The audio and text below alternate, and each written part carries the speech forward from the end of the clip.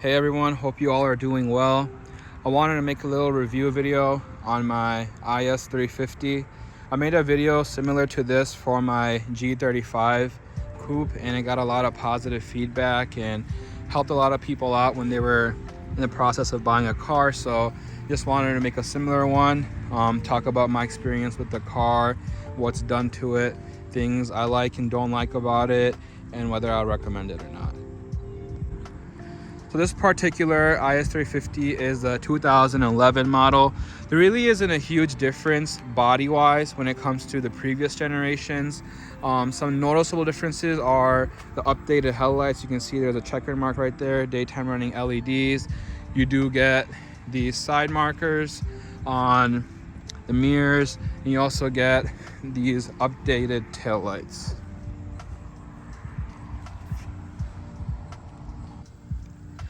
So this particular IS350 has the Fsport package. There really isn't a big difference when it comes to the Fsport and non-Fsport. In my opinion, it's just a cosmetic package. Whether you want like the black Alcantara seats and black headliner. I'll show the seats and interior in just a minute. The Fsport package is only offered in 2011 plus models. They do not come with cooled seats. They have a manual adjusted steering column. They have a silver trim instead of wood. Fsport packages around. No memory seats and no Mark Levinston sound system, which in my opinion, it's kind of dumb. I don't know why they would take it away. There's no reason to. It does come with the duckbill spoiler, as you can see right here. Some bigger sway bars, and it has stiffer suspension.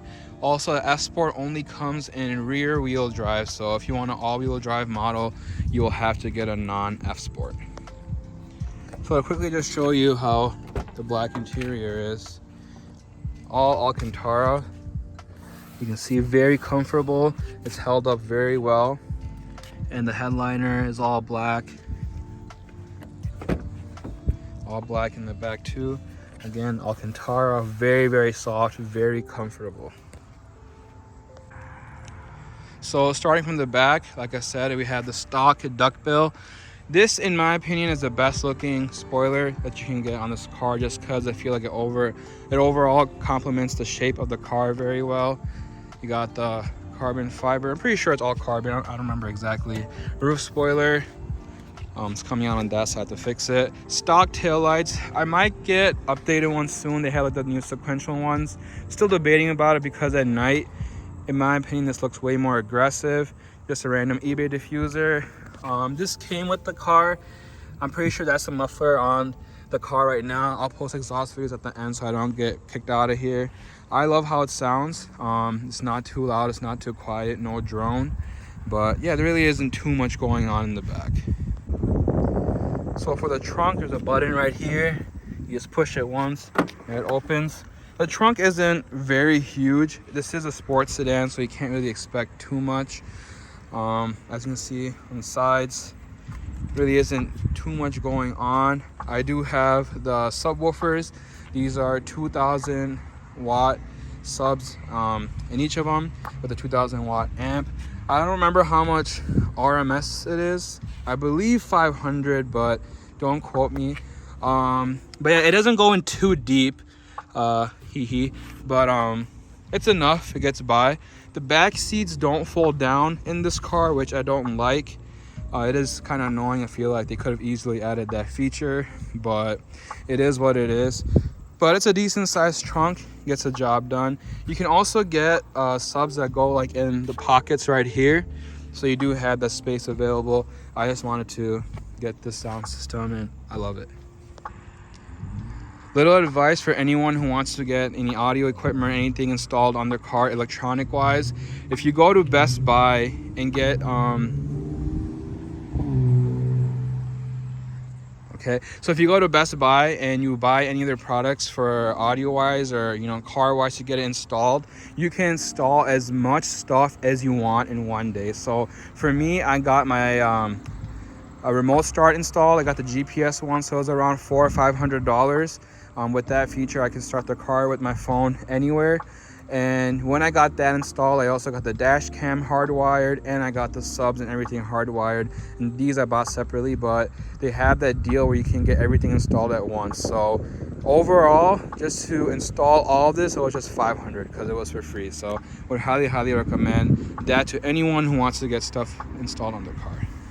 And you also have this little like hook thing right here, which is kind of nice, so you don't have to grab onto the thing. But yeah, decent size space, gets the job done.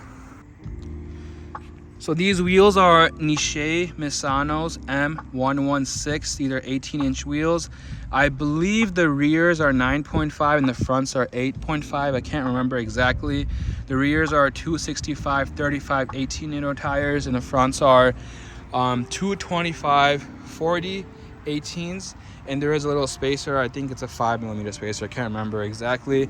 I did get slotted rotors installed in the front and back. I honestly didn't notice too much of a difference when it came to driving wise, but it does look cooler, so there's that. Also, the calipers were painted red.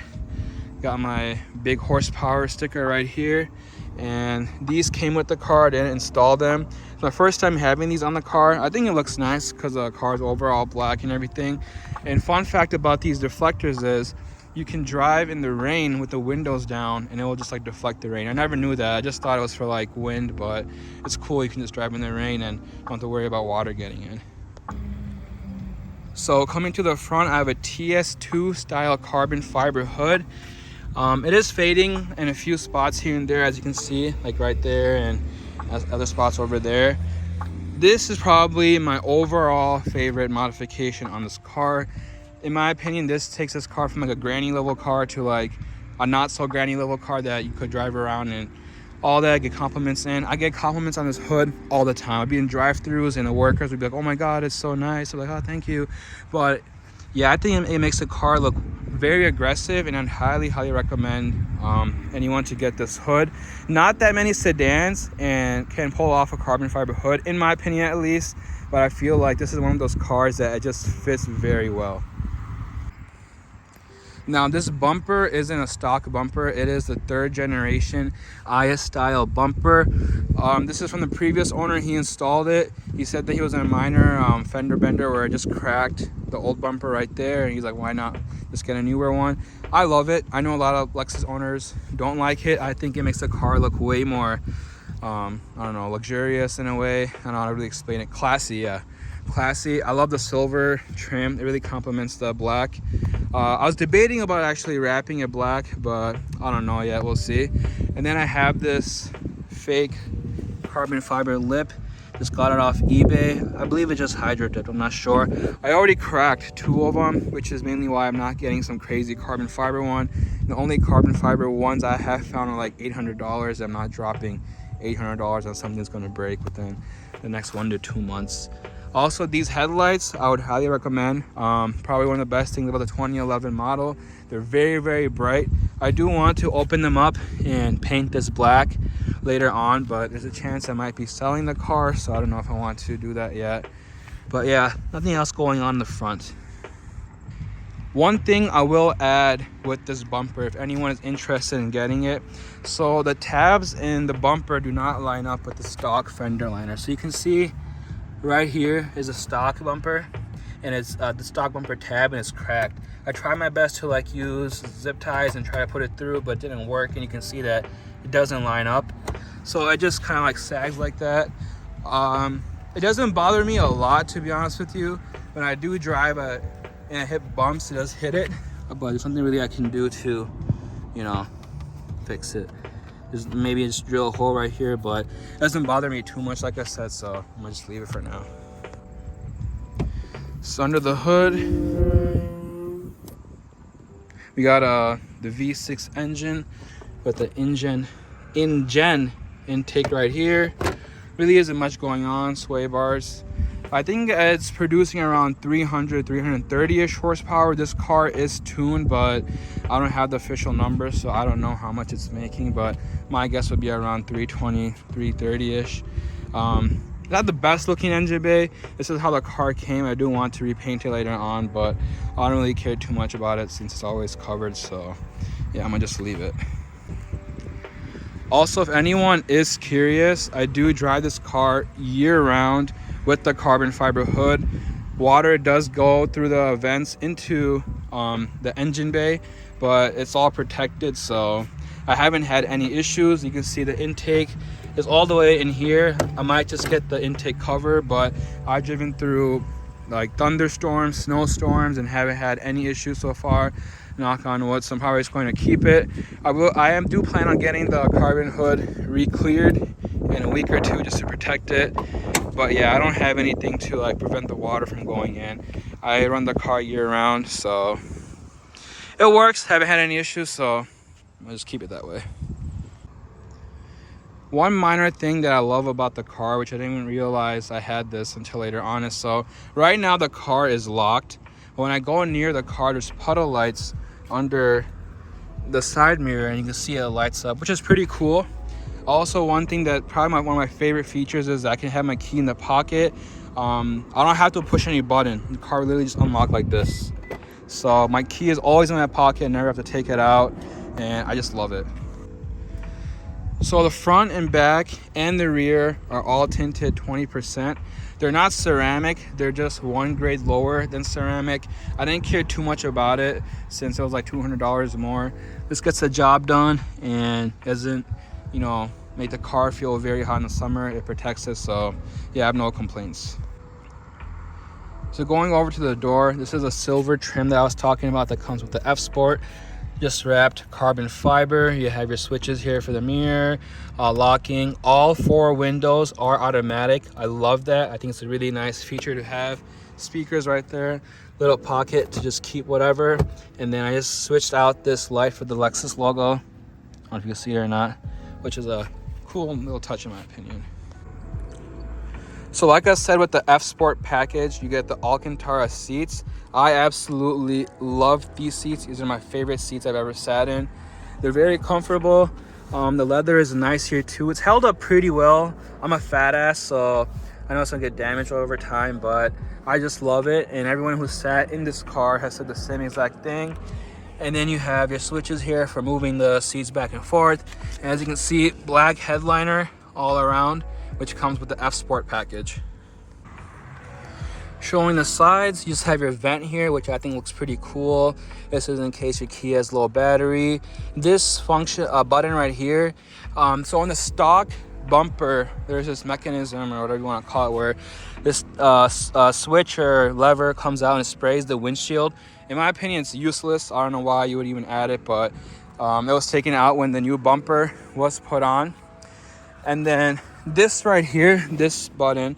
So when you drive, let me turn the car on real quick. Actually, my Bluetooth will connect. So basically, when you drive, there's a ring that appears right here. So there's 2 settings, right?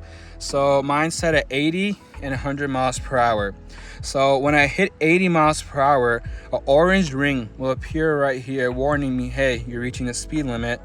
And then once I hit 100, it turns red. You can turn it on and off, and you could change the speed to your liking. I just kept it how it is because it doesn't bother me, and when I'm in Mexico or whatever, it looks cool when it's red. So yeah, I think it's a cool feature to have. The steering wheel has held up over time very well, just a little wear and tear on top, but overall it's a very comfortable wheel. Have no complaints. You got your Fsport badge to let you know that you don't have a basic car. You have your buttons right here for your volume, changing music, different modes for like Bluetooth, radio, and then this is for calling. You can change with this button. I'll show you what this does. I also forgot to mention right here, this is a blank space. So what button goes here is in the comfort package that comes in this car, there's a rear window shade. So you push that button and a window shade appears in the rear window to block the sunlight out. Of course, Lexus was like, no, you got the Fsport, so you won't get that feature, so they took it out. But yeah, that's what the switch is here for. So paddle shifters, they are plastic. They've held up pretty well too. I wish they were metal. I believe the ISF has metal ones. This doesn't, but I guess it just gives you the impression that it is metal. A lot of people I've seen run like the extenders. I think this looks weird on this car. No reason to, but your car, do whatever you want. I do love the starting animation when you turn the car on. Let the gauges go like that. I'll show it to you right now. So it's put your foot on the brake. It is push to start. So, yep. Let me do it one more time. I might have missed it. So push the brake, stop the car, and then never gets old. And then on the side here, you have traction control. And then you have the power and snow. So with the snow, it just keeps the car in the lower gear so you don't spin out. When you put it in power, what it does is this cool, amazing light comes on and it puts the car into fourth gear. So it's very aggressive when driving. The RPMs are higher also. So I only use it when I go to Mexico, like I said.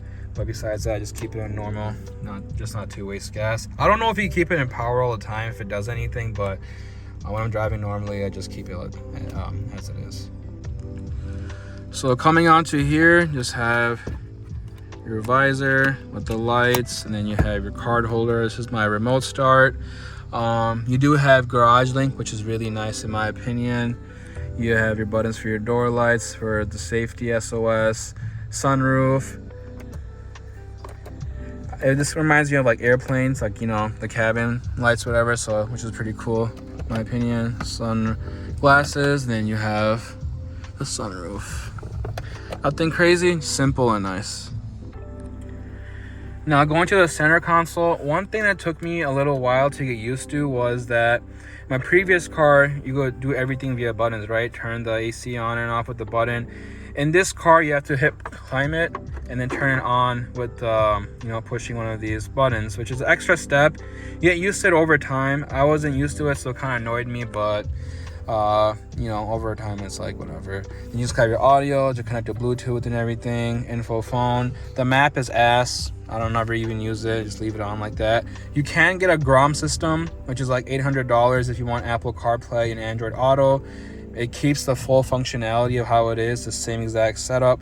It's just like a little unit that goes into your glove compartment, and then it changes into Android Auto and Apple CarPlay.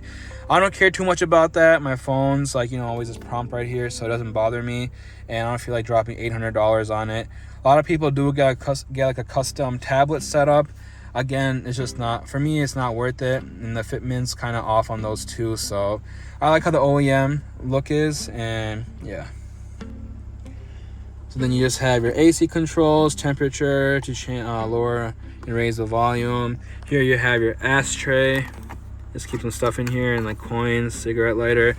One thing I will note, and I don't think I mentioned this before. So with the Alcantara seats in the Fsport package, you do not get the cooled seats function. So in the normal IS350s, which has a leather seats, you can turn the switch or move the switch to the left, which will turn on the cooled seats. Now the cooled seats, what that is, basically you have to have the AC on, and it just kind of like releases a little bit of air.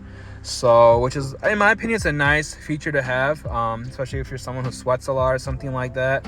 It would keep cooled and not get the seats all sweaty and stuff like that. But this does not have that function, I guess because of the material or whatever. They took that away. Also, another thing is that the seats don't get that hot. I do like my seats, like when it's turned on all the way, right? Like, it's burning my ass. It feels good. I want my ass to burn. It's not burn my ass. So I heard it's a common thing with Lexus cars that they don't get that hot. Maybe mine just doesn't get that hot. I don't know. But yeah, that is one thing to note in case you didn't know. The knob here is also shows Fsport to remind you, hey, you're not a peasant who drives the normal package car, which has a Mark Levinson sound system, which I'm not jealous about. Anyways, this carbon fiber, it looks cool in my opinion with the blue stitching. And then this is also all wrapped, by the way. It's supposed to be silver like this, but got it wrapped. This is a controller for my bass. Now the one thing that I hate about this car is it only has one cup holder. I don't know why in a sedan they would put one cup holder. A lot of the Lexus fanboys are talking about, oh, it's a Lexus, it's a really special car, fast car, no one drinks in my car. I call it BS. It's a normal sedan that you drive every single day. I feel like they could have had two.